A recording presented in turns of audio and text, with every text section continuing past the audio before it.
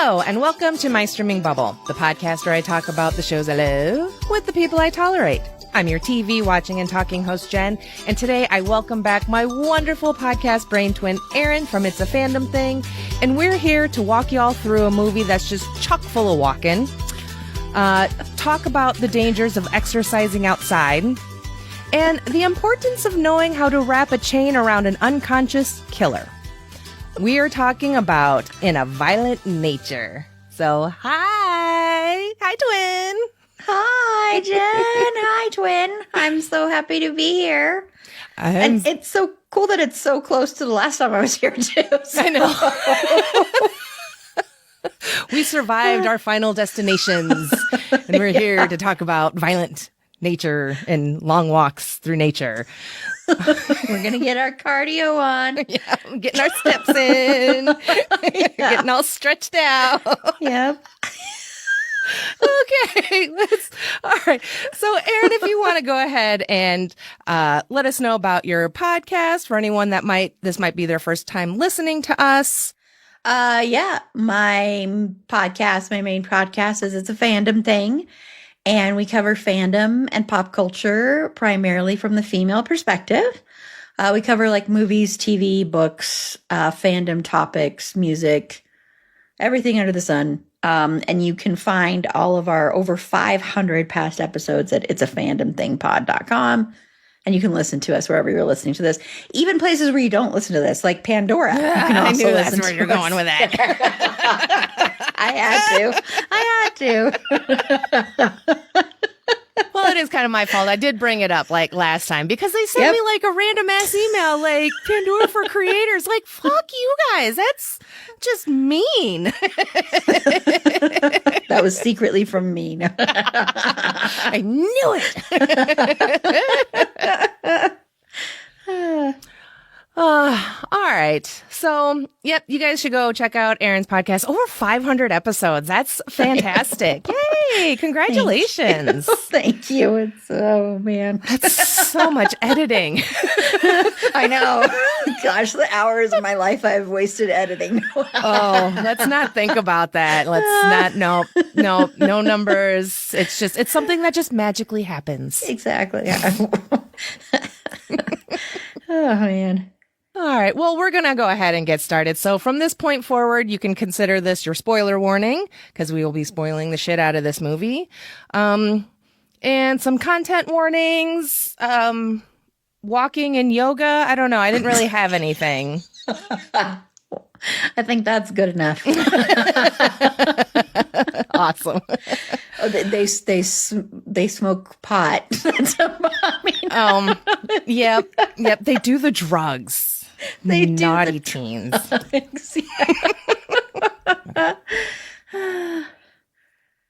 Oh no! So my computer crashed.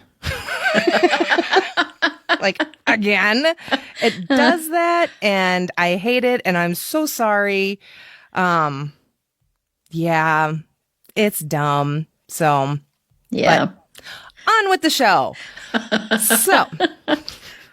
All right, okay, so IMDb says, when a locket is removed from a collapsed fire tower in the woods that entombs the rotting corpse of Gianni, a vengeful spirit spurred on by a horrific 70-year-old crime, his body is resurrected and becomes hell-bent on retrieving it. And then what I says about this movie, I says, this is just one of the funniest goddamn movies I've ever seen. This movie is fucking hilarious. I love it so much. That's the most clever I could get with this. The movie is written and directed by Chris Nash. It stars Rye Barrett, Andrea Pavlovic, Cameron Love, Reese Presley, Liam Leone, which is fun to say, Charlotte Cregan, Leah Rose Sebastianis, Sam Ralston, Alexander Oliver, and Timothy Paul McCarthy. It is streamable on AMC Plus. You can rent or buy it on various streamers. More importantly, it is free at your local library. So go to your library while you still can, because holy fuck. Oh, yeah. Yeah. All I'll say about that. All right. So, Erin, let's start with your general thoughts on the film. What do you think? Well, I remember when this was at film festivals. I think it was that Sundance, and it was like Sundance has like their midnight movies or their late, their horror stuff. And I remember reading reactions and people saying, people are going to love this. This is a very different take on a slasher, and that it's from the point of view of the slasher and all of this. So I got very excited. And then I remember seeing it in the theater with my sister. And my sister and I and the guy sitting next to us were the only people in the theater that laughed ever throughout the whole movie. Everybody was pretty much silent. I think maybe there was a chuckle or two occasionally. Mm-hmm. And I loved it. I was having so much fun with it. I thought it was a very unique take on that. I mean, we have had movies that are from the point of view of the slasher, though, before. But never like this, where it was really like totally like the camera point of view, and where it was like no music, no score, and just, I mean, I know there's music, but no score, and just like watching what a slasher would really be doing in between slashing, which is just a lot of walking. It's just like constantly walking, just like constantly.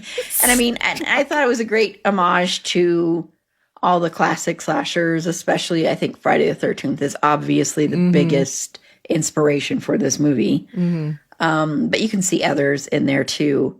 But I just had a lot of fun. The slasher subgenre is my favorite subgenre in horror. So I think this is a great addition and a great new take, because it's really hard to find anything new with slashers. And I think it also has some of the best kills I have seen recently, and especially, of course, the yoga. The yoga kill is just amazing. Just absolutely incredible. Just one of the best things I've ever seen. It's amazing. So over the top. It's it just great. keeps going and going and going. And you're just like, okay.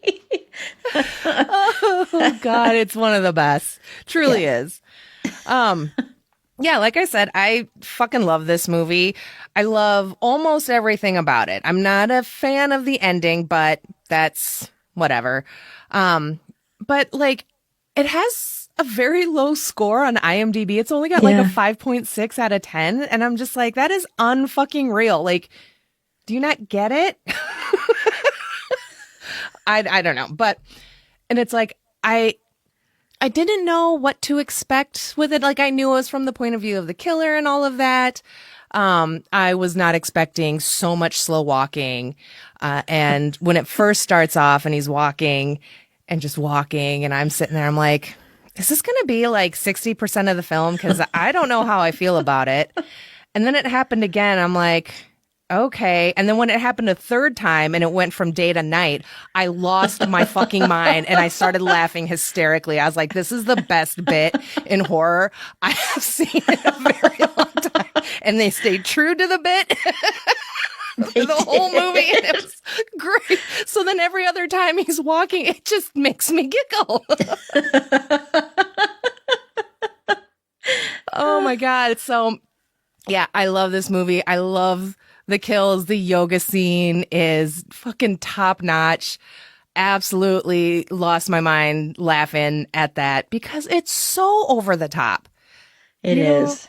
And it's like, before I saw the movie, and I wasn't reading any spoilers or anything, but a lot of talk about like the yoga scene and, you know, kind of people's reaction. They're just like, oh, it was so gross and blah, blah, blah. So I was like kind of expecting something really disgusting, and not that it wasn't. I'm like, well, I mean, it is. But like, I don't know. It was just too funny. The way she like turns around after she gets punched through the back in her stomach, and she turns around and looks at him. It just yanks the chain out. And then the best is after all of that, and we're like on the other side of like the canyon or the cliff or whatever, and we just see her body rolling down the hill because he just kicks it. Yay!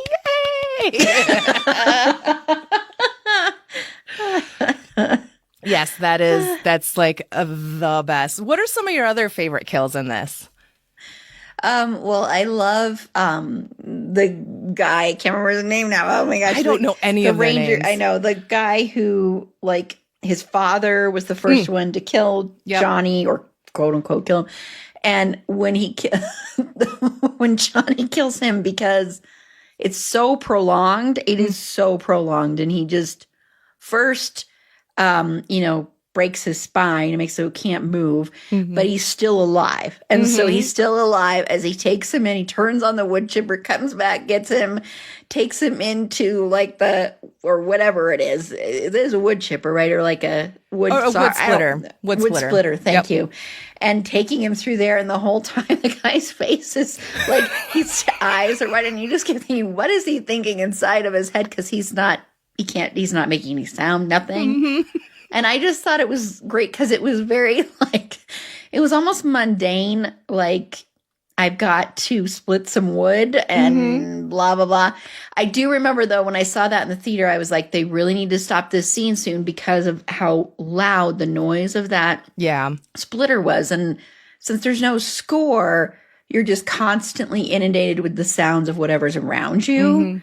And but they cut it right in time. They do that a lot in this movie where it's like, oh my gosh, the horn honking on the car. When will that end? And then that ends right when it needs to end. And like little things like that where it's like enough disturbance, and then the director, he knows exactly when to cut that disturbance. So I thought that was a really good job. I thought they did a good job with that.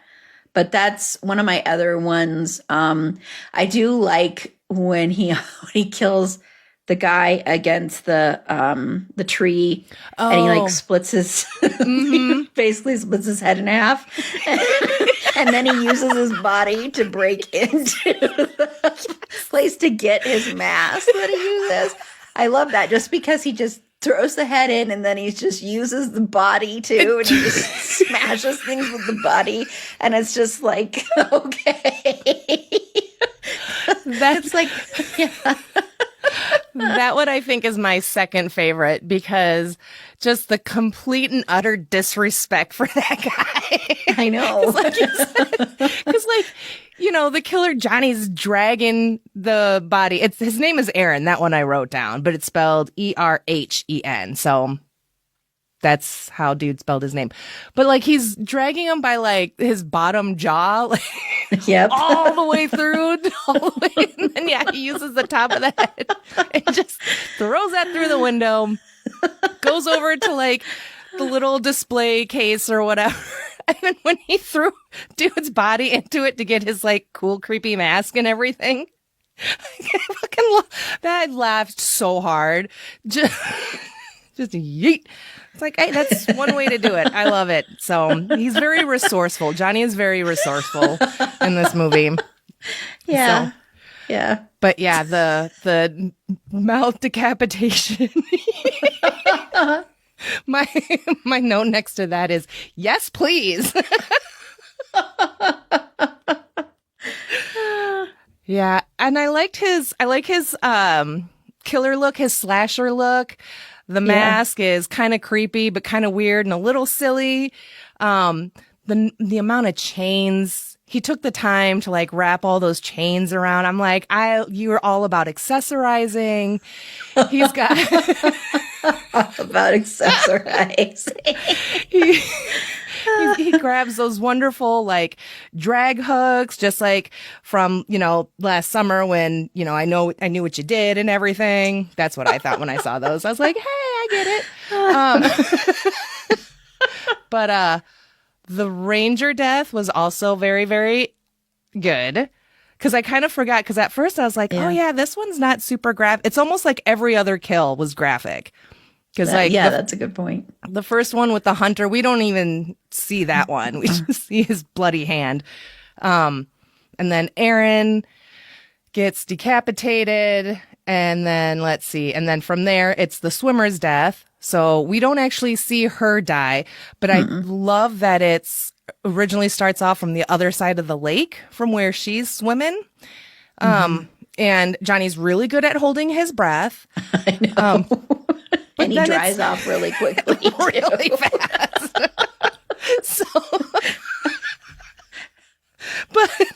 But I just love it because it's like we're across the lake, and next thing you know, you hear like a yelp, and she gets pulled down, and that's more or less it, and then we get to the other side of the lake, and then her body floats up, and he comes out and everything. And I just thought that was fucking hysterical as well. Just her body flailing in the distance. I sound like a horrible person, but well, I'm the same way. That's the thing with these movies is that you kind of have to be like, okay, I'm going to sound like a horrible person when I'm talking about things I loved in it. I mean, it's just part of it. Absolutely. And then, after that one, it's the yoga scene, very graphic. But then before the Ranger, we get the twofer kill. We get Troy and not Troy. Those are my notes. I don't know their names. One was Troy. Because they're really not important. Not at all. Like giving no importance, except for the final girl sort of is, but Jen's expression, wow. I got things to say. We'll get there. But so the twofer, so we got Troy and not Troy. So the one guy, he like gets him with the axe. He like throws the axe and everything. I was like, oh, he'd do such a great job at those axe throwing places. Everyone gather around and watch him. And then the other one where he just drops the rock on dude's head and his head pops like a fruit gusher. Oh my God, that was great. And then the Ranger. And then that whole scene leading up to the Ranger's death, I have never seen that level of incompetence in any movie. Oh, I know. That was so frustrating. So frustrating. But so the boyfriend is like, I don't know how to use chains. I can't do it. I'm too scared. I can't do it. So let's give him the fucking gun. That's just... I know. I'm like, why are you doing that? Give her the gun. Something. And she's just standing there. She's just fucking standing there. So, but that whole thing was hysterical because, the Ranger puts the chains on the ground. They slowly try to switch hand off the gun. It's like, why? And why are you so close? I kept screaming, just take a step back. Just a couple steps back to do that. What the fuck? Oh, so their deaths absolutely did not bother me because I was like, y'all were dumb. And you kind of deserved it. Sorry. What I really don't get about that is why would they go for the feet first and not the hands first? That's the other part too. Or why wouldn't they have one person holds the gun, one person does the feet, one person does the hands at the same time or something? Because going for the feet first is really stupid, honestly, because the hands would be the more thing you wouldn't want them to have. You wouldn't want them to have access to either, but the hands especially. Mm-hmm. That makes no sense to me, but it's the way that people are in these movies. Mm. So it kind of fits with that. Yep. But it did the other night when I was watching it, I'm like, you guys are so stupid and you're wasting all this time talking about this. Just do it or something. And that guy, like the boyfriend not getting the chain forever. And then that's why I think it's funny that when he gets killed, even though we don't see it, we hear that him smashing his head in for like ever. It just keeps going and going and going. I'm like, what is there even left? And that's the last kill that we see. So it's like, it just keeps going and going and going and going and going. So many whacks. And then she just stands there for several of them and just watches. I mean, not like she could stop it or anything, but what did you think of the final girl? That's probably one of my biggest criticisms of this movie is when the point of view switches from him to her point of view. Mm-hmm. Because it feels like, I mean, I understand why it was done because it's like every slasher film has to have a final girl. And so he had to give that. And so he decided to switch it to her point of view but we've seen that so much that I think it would have been interesting to still have a final girl I didn't really care about her. That was the other problem. I didn't give a crap about her. But I didn't care about any of the characters because we never got to know any of them, which was fine. It's just when you're going to have the final girl and us following her, I felt like we needed to, I don't know, care about her more. So I think it would have been more interesting to have it be from the point of view of Johnny still and him like trying to get the final girl and maybe like even seeing her go in that truck and then maybe still walking and walking and walking, or maybe he finds somebody to get a ride from or something like that. Or, you know, I mean, well, he'd kill them, but you know what I mean? Yeah, yeah. It's just he finds his own hitchhiking. way. Yes. And to see him pick up the necklace, because we see the shot that the necklace is gone, but we don't see him actually pick it up. And so I think that would have been more interesting than switching it to her and then spending so much time with the woman who picks her up and her whole story that it just kind of, it's like it switches the movie so much that it's, I don't know, it's my biggest complaint, especially when I've rewatched it. It sticks out to me more. Yeah. If she was more interesting, then I wouldn't have had a problem with it. But like, I don't even remember her name except for I have to look at IMDb to remember her name. So it's like, okay. No, I 100% agree. It's like my note, I was like, does she deserve to be final girl? Because, yeah, we're not following her. We don't see her kind of progress throughout the movie and everything from maybe being afraid to like, all right, I'm, fucking take this fucker on or whatever. Like, she does absolutely nothing. She does none of it. We get more time with the swimmer and the yoga girl than we did with the final girl. And like, we knew those two fancied each other and whatever. Like, there was just more there with those two and absolutely nothing with this girlfriend. And, oh God. And so the ending that I rewrote is very similar to what you just were talking about. So the way I would have done it is she still would have left the necklace on the gas tank or whatever. And then she runs through the woods and we can follow her for a little bit, but still from Johnny's point of view. Yeah. And then maybe it cuts back to him approaching the road as she's flagging down the truck. She gets in the truck and looks back and maybe he's standing in the road, kind of menacing, like a figure, like a shape. And she freaks out in the truck and whatever, drives off or crashes. I don't give a shit. And that just be the end of her. Movie wise, not necessarily like she has to die or anything. And then we follow Johnny back and we can cut back to Johnny doing some more slow walking back to his last murder spot to pick up the necklace. Because maybe he didn't see it at first and that's why he was following her. And he's like, oh, there it is. Grabs it and then slow walks back to his little hidey hole and end of movie. Because the first time I watched it, I was thinking / hoping that the lady in the truck was maybe somehow in cahoots with the Johnny lore and superstition and everything. And then she wasn't. And it just, that whole part just feels very anticlimactic. So as far as I'm concerned, the movie ends when she leaves the necklace. Yeah. No, it is. It sets you up. You're thinking something's going to happen, especially with the woman who picks her up, because she's kind of weird and there's something off-putting about her. And I thought the same thing. When I first saw it, I'm like, oh, she's like, maybe like there's a big twist and that's actually his mom. Yeah. Or something like that. And he didn't know that she's still alive, or I don't know. Yeah. And she's like, Pamela Voorhees and, Jason's mom. And so I thought maybe it would be something like that. And then there isn't. And then the fact that the final girl, that she doesn't really ever say like, we've got to go because he's coming after me. Instead saying an animal attack, to me seemed kind of stupid, because if you want her to rush and not keep stopping, you should tell her that instead of what you told her.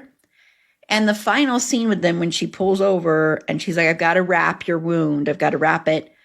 And I just kept expecting Johnny to somehow pop up. And I know that's what he wanted us to expect. But if you're expecting it for so long, something has to eventually happen. And the fact that all it is you see the necklace is gone is very anticlimactic. It should have been like you see his hand grab it, or you see something that indicates that, because he's still out there because nobody killed him or anything. It wasn't like you actually saw him die and then like he pops up from that. So that's why it's kind of a, and I know there's going to be I believe there's a sequel they're already making and, or writing, or I could be totally wrong about that, but I swear, even though this really is not a beloved movie in the horror community, a lot of horror fans and really people that I love in this community, or like creators that I follow, are not big fans of this movie. A lot of them aren't. Man, I don't get that. I was reading, some of the reviews like on IMDb, and even some of like, not like really, really low, but just kind of in the middle there. It's like around that average. I mean, they're just like, it's all right. Like big horror fans, big slasher fans will probably like it and appreciate it. And then I did see some of those reviews, giving it, anywhere 8, 9, or 10. I give it a 9 only because of that ending. But I'm just like, I suppose, like, if you are a fan of the slasher genre, I guess you would have that greater appreciation for it, and all the little tropes and the nods and everything. But I don't know. This one baffles me. I like to think that I don't always get all like, I can't believe no one likes this movie. What the fuck? I know I get like that with various things, but I always try to stay somewhat open-minded, to each their own, blah, blah, blah. But this one really is just fucking with me. I just don't understand how, like, yeah, horror fans are even just kind of like, about it. I'm just like, what? This movie's hilarious. Even fans of the slasher genre. And I think what happened with this movie, and this happened a lot last year, like it happened with Longlegs, where overhyped. You have movies really hyped up. And and this movie was hyped big time because a lot of people said, you've never seen anything like this, and it's going to go down in history and all that. And when you have a hype machine like that, and you have so many people early on praising it, then people, I think, go into things automatically thinking it's going to be better than it ends up being for them. Or I think, honestly, subconsciously, people go into it wanting to not like it because of the fact that everybody loves it. And I really think I think it's just a human nature thing, where I think people are like, oh, come on, you're hyping this movie up so much, it can't be that good. Sure, yeah. I'll find a reason not to like it. And I mean, to each their own. People don't have to like all the same horror movies. There are some horror movies that people love, like The Exorcist, and I hate The Exorcist. I hate Jaws. I do. I think Jaws is the most boring movie, but people love it. I mean, I love the actual character Jaws, and that's who I root for. I don't care about anybody else in the movie, but people love It Follows, and that's one of the worst fucking movies. I know. We're in such a minority with that. We are. Because people are so excited about the sequel, and I'm like, seriously? Why? You gonna pay money to go take a nap? What the fuck? That's so I know. dumb. I'm like, some of the same people that love It Follows don't like this movie because they're like, this movie is so boring. And I'm like, well, what was It Follows? It follows nothing happens in It Follows. It follows nothing. It Follows is like, oh my God, I hate that movie so much. Yes, me too. But there is a sequel for this one, by the way. I just looked it up, so. Interesting. I'm not sure how I feel about that, so we'll just wait and see.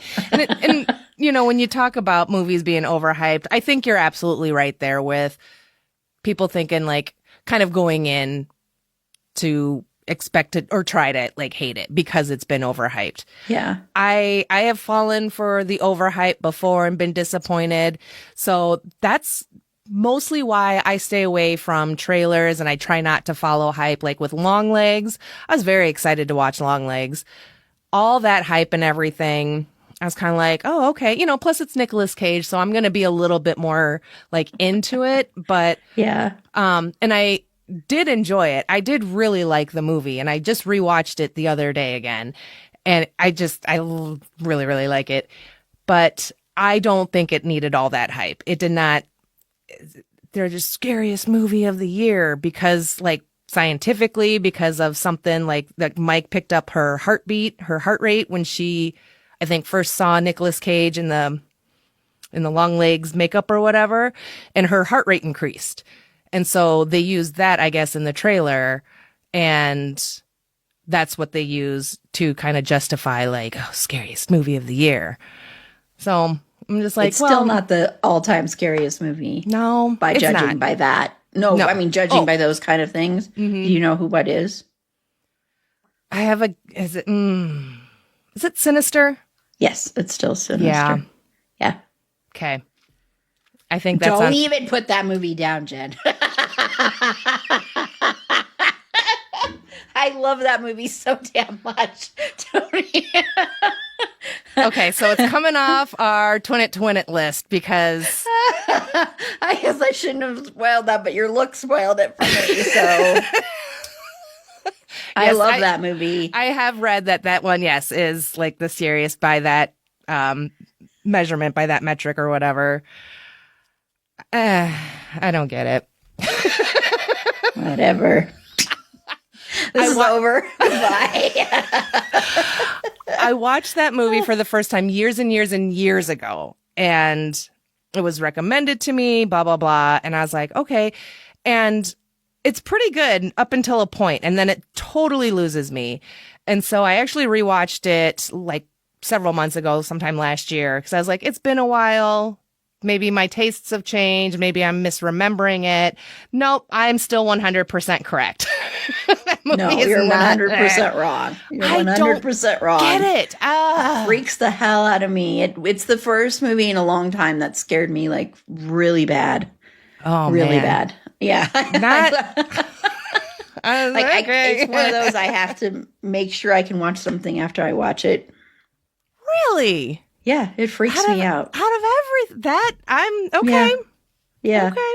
Sometime I'll go into why. It's like up there with like, there's a couple others that are like that, which I guess I won't say in case we cover them on our other podcast. But yeah, I got to go and take Sinister off the list. I didn't even know it was on the list. I probably did and probably was excited. And now I'm glad we aren't because that might be the end. Oh, man. That would have been a great one, though, right? Like, that would have been epic. your ratings up here, mine's down there, and then just yelling at each other. No. But yeah, with the overhyped stuff, like, I get it. And that's why I try and stay away from a lot of stuff. It's kind of like, I remember when Suicide Squad was coming out, the one with like Jared Leto and Will Smith and everything. And there was so much hype with that movie. DC fans were like really excited and blah, blah, blah. And then the movie came out and it was just a giant pile and wildly disappointing and just way too much going on. And then it just, so it tanked. People were like, oh, this movie's kind of dumb. Jared Leto kind of sucks. Yeah, he does. So by the time we watched it, all that criticism had come out. So we went in with no expectations whatsoever because I was still kind of curious. Margot Robbie as Harley Quinn and everything. So I right away they kill off like a character of color, and I was just like, that's the first one to go, really? And he does it more or less on a dare of like one of the white characters. And I was just like, okay, I hate this movie. It's so fucking stupid.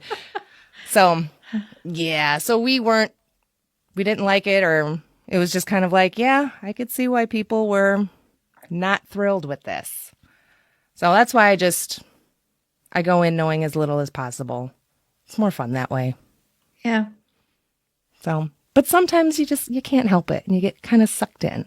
Like, I feel like I might get sucked into like the Final Destination Bloodlines because what was it, that other trailer? Yeah, the trailer that came out like the other week or whatever. Yeah. Mm-hmm. Oh my God, I loved it so much. It was so fucking great. And I swear to God, when dude walked backwards into traffic and then got hit by a bus, I literally did fucking Breakfast Club bender slow fist in the air. I was so excited. Michael Myers fist in the air.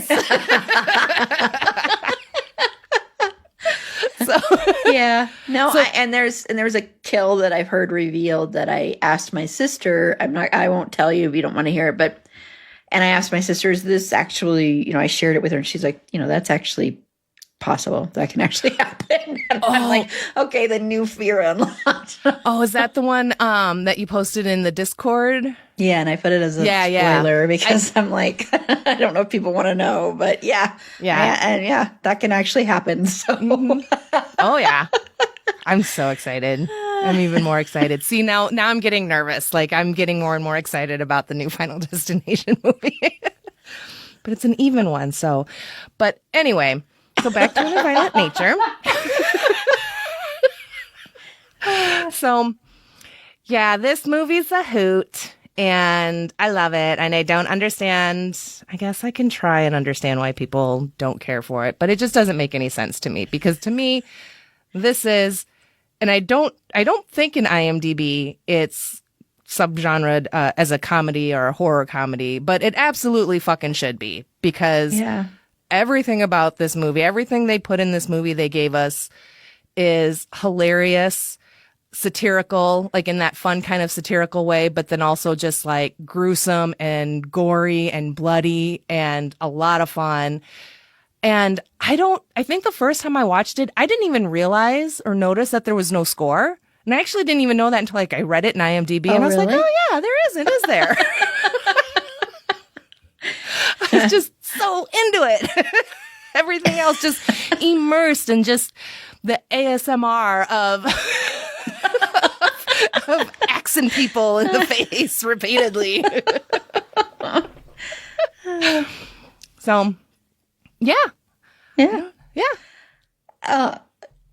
know what? Speaking of humorous and funny, I really love one of my favorite scenes in this movie. It's not a kill.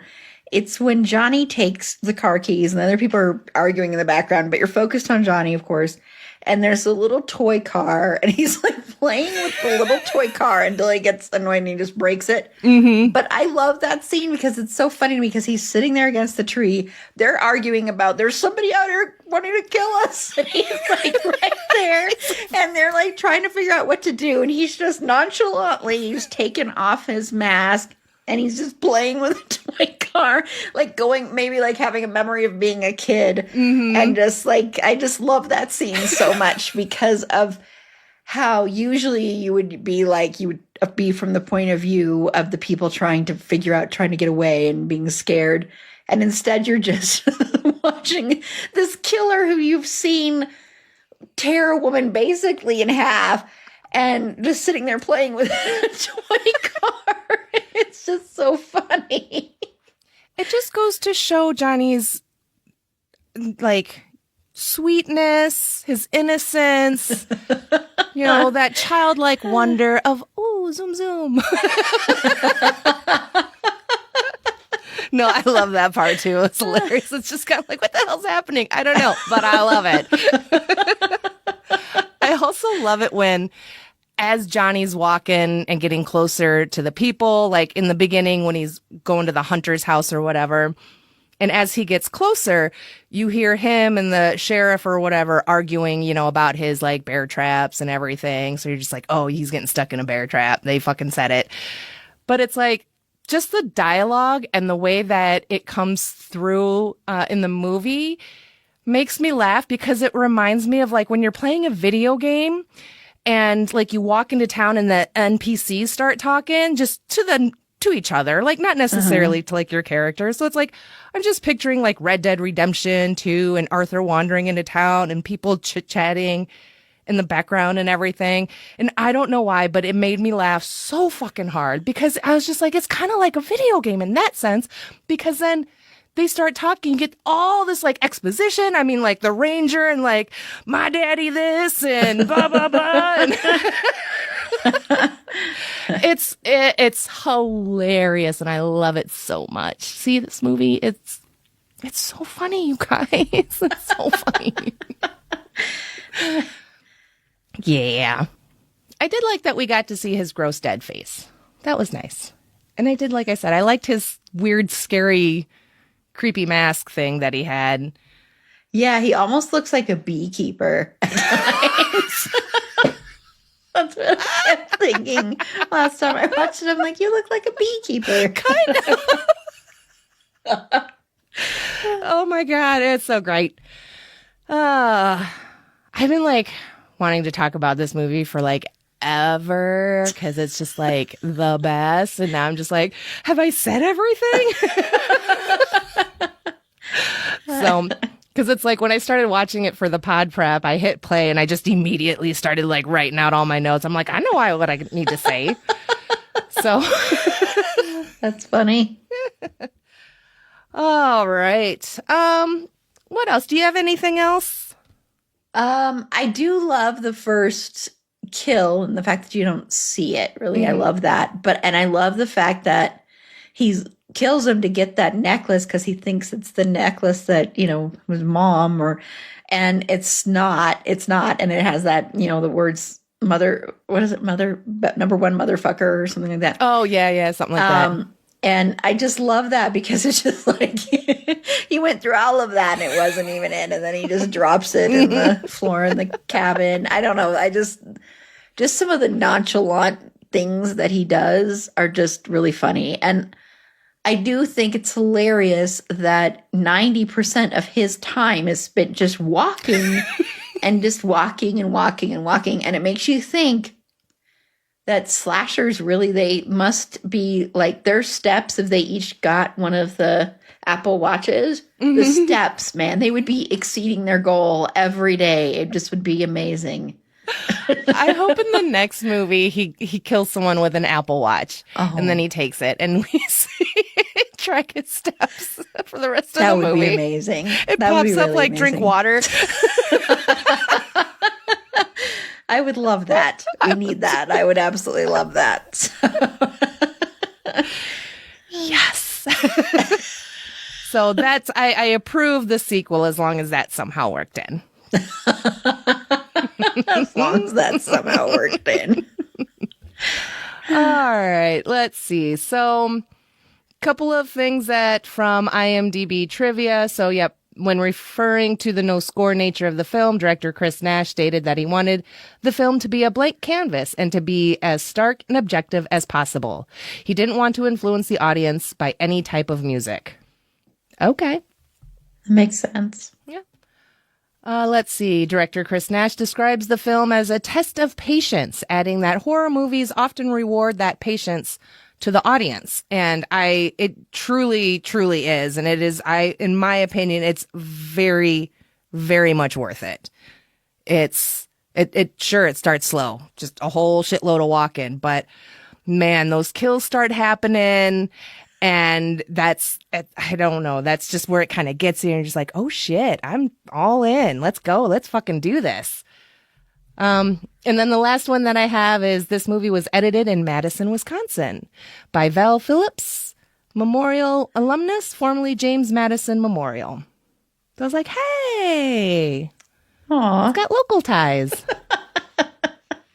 Oh, I don't know. I said, aw. Like, this is so adorable. It's so adorable. Because I'm so excited. Oh my God, it got edited in a town. I would be the same thing. I'd say the same thing if I was like, oh, it was edited here.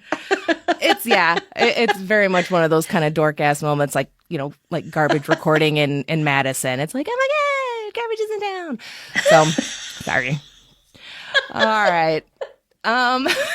So stray bubbles, I guess. Last chance to bring up notes, fun facts, final rants, raves, etc. So, like I said, I think I'm good. Erin, any final thoughts? Let me see. I think I got everything. I will say I understand what he's saying, what Chris Nash is saying with the expectations, kind of toying with your expectations, testing the patience of the viewer. But I do think he does it well until the ending, and then it's kind of a letdown again on that. I still love the movie. I just don't like that ending. Mm-hmm. And I'm wondering, with the sequel, if I'm sure he'll bring the final girl back because it wouldn't make sense not to in a way, just because of the horror transitions. Mm-hmm.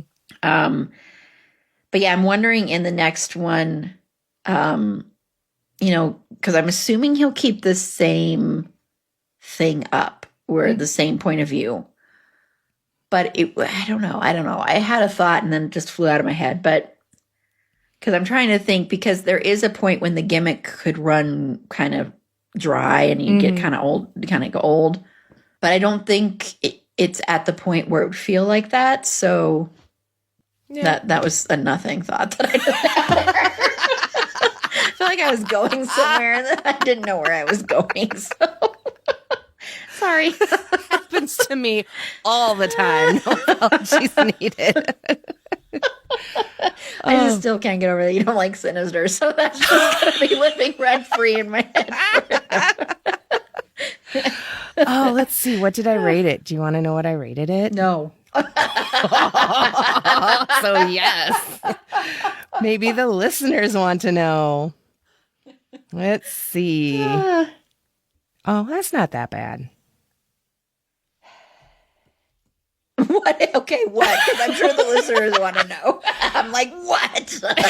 Just fucking say it. It's a 5. So that's not as bad as I thought you were going to say. So yeah, I thought I gave it a lower score than that. I thought I was going to see a 3 or a 4. Well, I really hope the listeners are on my side with this. So. Probably, because I know people love that movie, and yeah, scary and creepy. And don't get me wrong, like I said, it's like it gets me up until a point, and then it loses me at the end. That's where I'm just kind of like, oh, okay. All right. So we're gonna the face she made. All right. Well, we'll go ahead and move on to the Midwest goodbye. The beginning of the end. We've done the whelp knee slap, and now we're going to stand at the door and continue saying our goodbyes. Probably not as long as usual because I made Erin mad about Sinister. No, it's mainly joking. Although if I stop talking to you, you'll know. All of a sudden you're busy and can't record things, and all of a sudden I'm not on the marathon schedule. Yep. No! I could never do that. I know. That would be the stupidest thing for me to do that over too. Although it'd be kind of funny, like if it was like a bit, you know? Oh, yeah, that's true. That's true. An ongoing bit. All right. Well, let's see. All right. So this is where we would do the 6 degrees of Nicolas Cage. And once again, I forgot to ask you about 6 degrees of Finn Whitrock. Wow. Wow. Yeah, that was embarrassing. But I didn't even try to do a one with him because this was so hard. So I ended up using Oracle of Bacon because I just could not find anybody. It was really hard, and I used Oracle of Bacon as well. And then once I saw how that one went, I'm like, all right, I'm gonna see if I can try and find my own connection to Finn. And if not, then I'll stick with that. I didn't. So, I failed you, Finn. I'm sorry. Oh, well, and like once again, I didn't say anything beforehand or at the beginning of recording because it's too busy. My computer was too busy crashing every 30 seconds. So, but all right. Well, let's see. So let me share because I am part of your Finn crew. So I feel like I also have to. Even though you messed his name up. I know. Okay. I'm sorry. But to be fair, I mess up a lot of people's names. So I do too. I do too. It's my thing. All right. So Rye Barrett was in Monkey in the Middle with Daphne Zuniga, who was in Buffalo 66 with Christina Ricci, who voiced Harley Quinn in Teen Titans The Judas Contract. And let's see, Carrie Walgren also did a voice in that as well. She also does a voice on Lower Decks with Jack Quaid, who is in Plus One with Finn. Whoa, that was amazing. That was incredible. That one took a while. Like my IMDb was like, no, we can't keep going back and forth. Wow, that's incredible.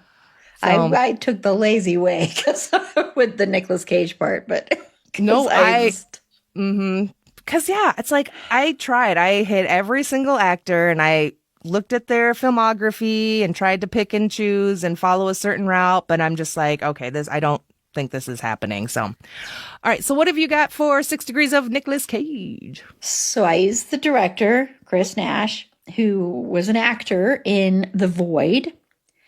And also in that was Kenneth Welsh, who was in The Day After Tomorrow with J.O. Sanders, who was in Kiss of Death with Nicolas Cage. Nice. Very good. I went with Lauren Marie Taylor. She's the woman with the truck at the end. She was in Friday the 13th Part 2 with Stuart Charno, who was in Christine with Harry Dean Stanton, who was in Wild at Heart with Nicolas Cage. I like that one. Yeah, I was like, oh, because I don't think I've ended on like my go-to is almost always like Con Air because it's easy to get there because as soon as you can get to Steve Buscemi. Yeah. So, and if you can get to Adam Sandler, you can get to Steve Buscemi. So how you get to Adam Sandler is on you. And that's not for me to explain. Anyway. So yeah, it was kind of nice to go something slightly different. Yeah. For a change. So, all right, on to what's been streaming in your bubble. So, Erin, let us know, what have you been watching or reading or what you been up to? Okay, I do actually have a lot. I'll try and not say everything, but or maybe I will say everything. I don't know. So I'll start with something I'm reading. Okay. So I'm reading Ione Skye wrote an autobiography, and it's called Say Everything. You know, of course, play on Say Anything. And it's really, really interesting and really well written. And it's all about her time growing up, being a child actress, and how, you know, her father is Donovan. And her father was not in her life at all. He kind of he called, there's a scene she talks about how her brother saw him and he said, and that the girl, referred to her as the girl. Oh. Very nice. Yeah. I think they have since actually kind of reconciled. But she talks about creepy stuff, like the fact that she was 16 when she was dating Anthony Kiedis from the Red Hot Chili Peppers, who was in his 20s. She has a really cool stuff that she talks about, all these actors back then, like River Phoenix, and having a huge crush on him. And then having a huge crush on Keanu Reeves and talking about working with him in River's Edge. And it's really, it's a really sweet story because they have spoilers for River's Edge, but their characters have a sex scene. And when they were done filming it, you know, Keanu Reeves is like, "Are you okay? Is everything, are you okay?" Aww. And she was just crushing on him the whole time. And she's like, "I'm fine." And then she whispered in his ear, "Can you take me back to your place?" And she's this young, 15, 16-year-old. And they never had sex, but she was not for lack of her not trying. She really liked him. So I'm partway through that, and I just think it's really a really interesting read. And I know she's going to go into how she feels she failed her, because she also talks about her sexuality and her attraction to women and she's a teenager at this time. So, and I know just because I've read interviews with her talking about the book is that she talks about how she had affairs with other women when she was married to, can't remember his name now, from the Beastie Boys.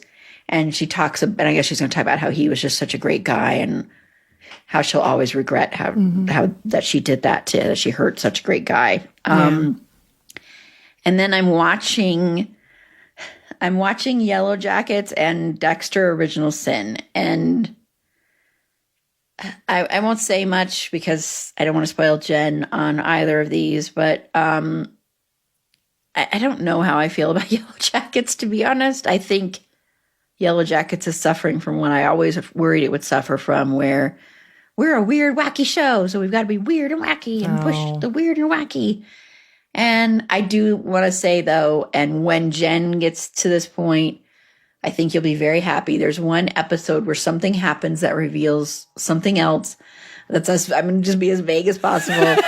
And I was very happy at that reveal. And I think you will like that. And then Dexter Original Sin, and which was just renewed for a second season. Oh, really? Oh. I don't know. It's my biggest issue with this is the actor that plays Dexter. It just doesn't work for me, and I think that would be a hard job for anyone because those are huge shoes to fill. And I don't like the way they're showing Deb. I hate it. I absolutely hate it. Like it's almost like a caricature. Okay. And most everybody feels like the younger versions of people that we've known feels like people putting on costumes for a Halloween or something and dressing up as the character. It doesn't feel authentic to me. Okay. However, I think despite his horrible wig and flashbacks, I think Christian Slater is doing a really, really good job as Harry. And it's a really interesting thing watching him going through trying to, teach Dexter the code. Yeah. And I'll pretty much stop there. I will say, I did want to say, just because Jen will be jealous, but you can fly out here. I'm going to go see Dazed and Confused in the theater again on April 12th. Oh, fun!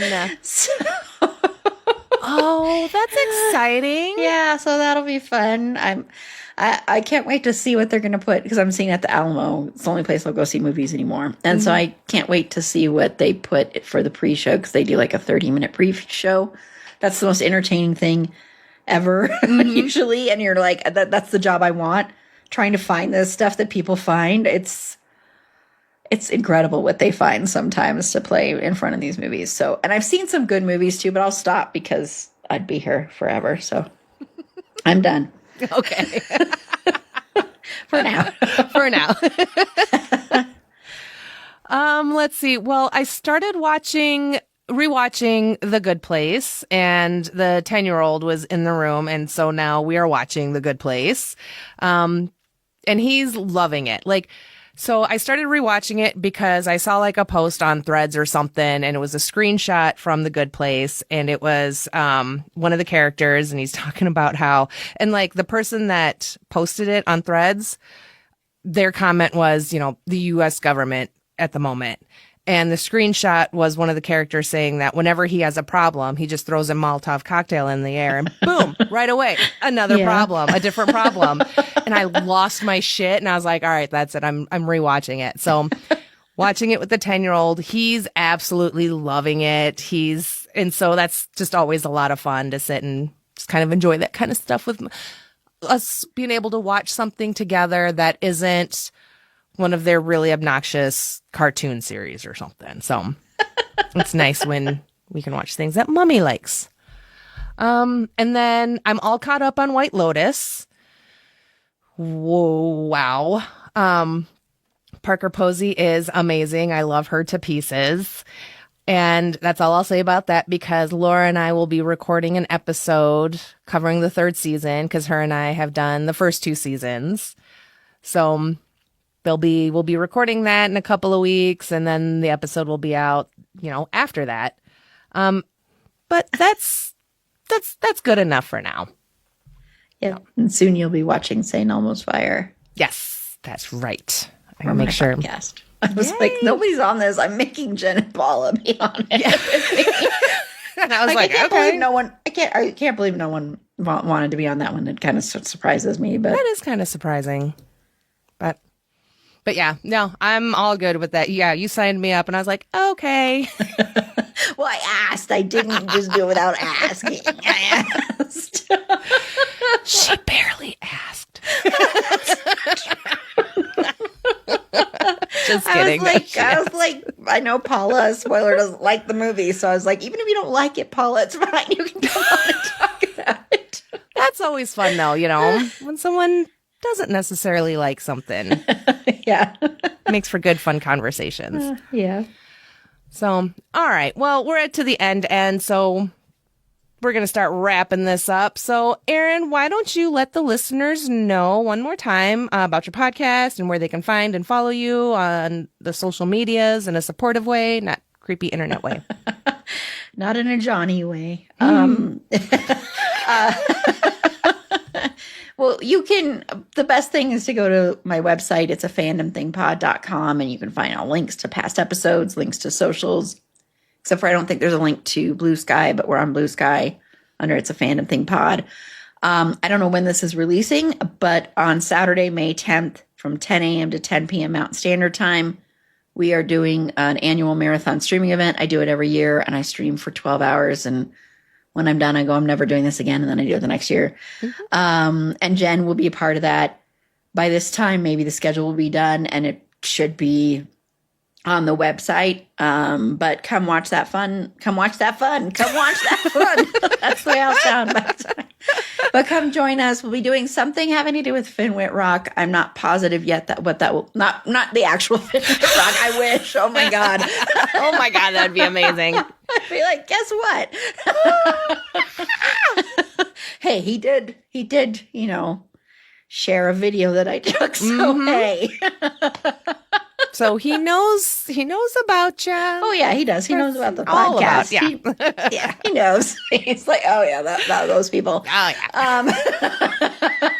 That would be amazing. I'd be like, yeah, guess who's going to be on the streaming event? Crazy. So I'm sure we'll do something having to do with, Finwit Rock. I don't know what it'll be yet. And we're going to have other podcast guests on, like Jen will be on, and we'll have trivia. So it's a lot of fun. So come watch the fun. Watch the fun. I'm excited. It's always a good time, especially at the end when you are just loopy as hell. That's always, you're just like, yeah. But at the end, that's when I count down and I go 5, 4, 3, goodbye. Yeah. Bye. Logging on real fast. Totally understandable. So awesome. Yes. Very much looking forward to that. That's going to be a good time as always. So everyone make sure that you are following, Erin and her podcast so you can stay up to date on all the fun, cool stuff that she's got coming up. But until then, let me know what you thought of today's episode, or if you have a suggestion for a future episode or want to be tolerated, go ahead and send an email to mystreamingbubble@gmail.com, and make sure you're following the podcasts. So My Streaming Bubble can be found on Facebook, Instagram, Threads, and Blue Sky. Just search My Streaming Bubble and, I should pop up. And of course, rate, review, and share this podcast on a podcast player near you. And then there's the Twin It podcast, a monthly podcast I co-host with Erin. She's right here. This isn't that one. This is mine. I know we got a little off topic with Sinister there for a hot second, but so it's where we test our twinningness by guessing how the other feels about different movies. Find us on Facebook, Instagram, Threads, and Blue Sky by searching Twin It podcast. And most importantly, rate, review, follow, share, listen, all that stuff from most podcast players. So, Erin, thank you so much for being here. This was a ton of fun. I was very excited for this one. And thank you all for listening, and keep streaming. Goodbye. Bye. Sinister rules. Sinister sucks. No, it doesn't. All right, let's end this on a positive note.